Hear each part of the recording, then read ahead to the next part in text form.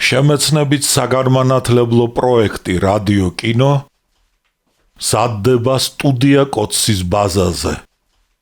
პროექტის ხელმძღვანელი კობა ცხაკაია. პროექტის რედაქტორი ნინო ჩხიკვიშვილი.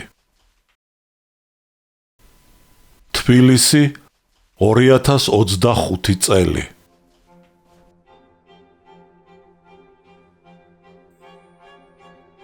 მინდა შემოგთავაზოთ სერგო კლდიაშვილის სტატია ალექსანდრე ქუთათელის შესახებ. ალექსანდრე ქუთათელი ქართულ ლიტერატურაში მოვიდა საფუძვლიანი განათლებითა და ცხოვრების ცოდნით შეიარაღებული. თბილისის სახელმწიფო უნივერსიტეტის სიბრძნის მეტყველების ფაკულტეტმა მსოფლიოში სახელმოხვეჭილი მეცნიერების ლექციებმა ანტიკური ლიტერატურიდან არა მარტო ცოდნით შეაიარაღა ალექსანდრე ქუთათელი, არამედ შემოქმედებითი შთაგონებაც მისცა. ამას შედეგად მოჰყვა ბერძნულ მითოსზე აგებული დრამა ქსისე. ალექსანდრე ქუთათელის პირველმა ნაბიჯებმა მწერლობაში თავიდანვე მიიქცია მკითხველის ყურადღება მხატვრული აზროვნებისა და ფორმის თავისებურებით.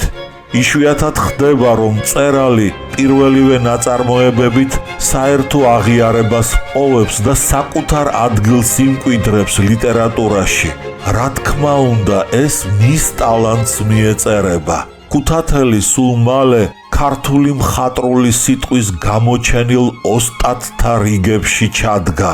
პროზა, პოეზია, დრამატურგია მწერალმა ყველგან თვალსაჩინო წარმატებას მიაღწია, მაგრამ მე მაინც ერთგვარად წინა პლანზე დავაყენებდი მის პროზას, სადაც მთელი თავისი მრავალფეროვნებით გამომჟღავნდა ალექსანდრე ქუთათელის ტალანტი. ალექსანდრე ქუთათელი უკვე პოპულარული ბელეტრისტი იყო, როცა თავისი 4ტომიანი ეპოპეა პირისპირ დაწერა. როგორც ვიცით, ამ ნაწარმოებმა ფართო გამოხმაურება ჰპოვა საბჭოთა კავშირში და მის საზღვრებს მიღმა. ეპოპეის მთავარ გმირს კორნელი მხეიძეს, ამ ახალგაზრდა ინტელიგენტს რთული გზა აქვს გავლილი. ეს არის 1000-გვარი წინააღმდეგობის დაძლევისა და თავის თავთან გამართული ბრძოლის გზა. სავსებით ბუნებრივი იყო კორნელი მხეიძისათვის, რომ მას სხვა ატმოსფეროში აღზრდილს ძალიან უძნელდებოდა ახალთან შეგუება. კორნელი მხეიძეს უცბადვე თავის თავთან ყოველგვარი შებრძოლების გარეშე რომ მიეღო ახალი ნაწარმოები ცხადია სქემატური და არადამაჯერებელი იქნებოდა. ქუთათელისათვის არ უღალატნია მხატვრულ ალღოს და თვალს, ამიტომაც არის, რომ ეპოპეა პირისპირ ყოველთვის ცხოველ ინტერესს იწვევს მკითხველში. ამ ნაწარმოების გამოქვეყნებამდე ქუთათელს საკმაო სამწერლო გზა ჰქონდა გავლილი. გამოცდილება არ აკლდა, მაგრამ გამოცდილების მიუხედავად მან მაინც თითქმის საუკუნის მეოთხედი მოანდომა რომანზე მუშაობას. ეს ამბავიც რა თქმა უნდა ნათლად მოწმობს იმას, თუ როგორი პასუხისმგებლობით ეკიდება მწერალი თავის მოვალეობას. ისიც უნდა აღინიშნოს, რომ საბოლოო წერტილის დასმის შემდეგაც ალექსანდრე ქუთათელს არ მიუტოვებია ნაწარმოებზე მუშაობა და ყოველ ახალ გამოცემაში ეპოპეა კი მრავალჯერ არის გამოცემული ქართულ, რუსულ და უცხოურ ენებზე. შესწორებები შეჰქონდა. დაინტერესებული მკითხველი ადვილად შენიშნავს იმ მუშაობას, რომელიც ავტორს გაუწევია ყოველი ახალი გამოცემის წინ. ამ გზით ქუთათელის ნაწარმოებმა საბოლოოდ მიიღო ის სახე, რომელიც მწერალს თავიდანვე სურდა და ჰქონდა მის რომანს.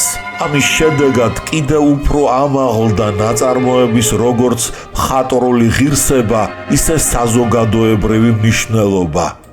თუ პირისპირში ალექსანდრე ქუთათელს ვხედავთ როგორც ეპოქის ერთ დიდად საგულისხმო მოვლენის მემატიანეს და კაცრ რეალისტურ ტონებში შექმნილი ეპიკური ტილოს ავტორს, თავის ვრცელ მოთხრობას აბესალომ და ეთერში ის სხვა სახით გვევლინება. აქ უკვე მკვეთრად იგრძნობა ქუთათელის შემოქმედებისათვის დამახასიათებელი მეორე მხარე, დახვეწილი, ფაქიზი ლირიზმი. აბესალომ და ეთერი საყურადღებოა იმითაც, რომ აქ ავტორი პოეზიის, მუსიკის, ხელოვნების, ბუნებისა და ამ თვისებების საიდუმლოს გამოცნობას ისახავს მიზნად.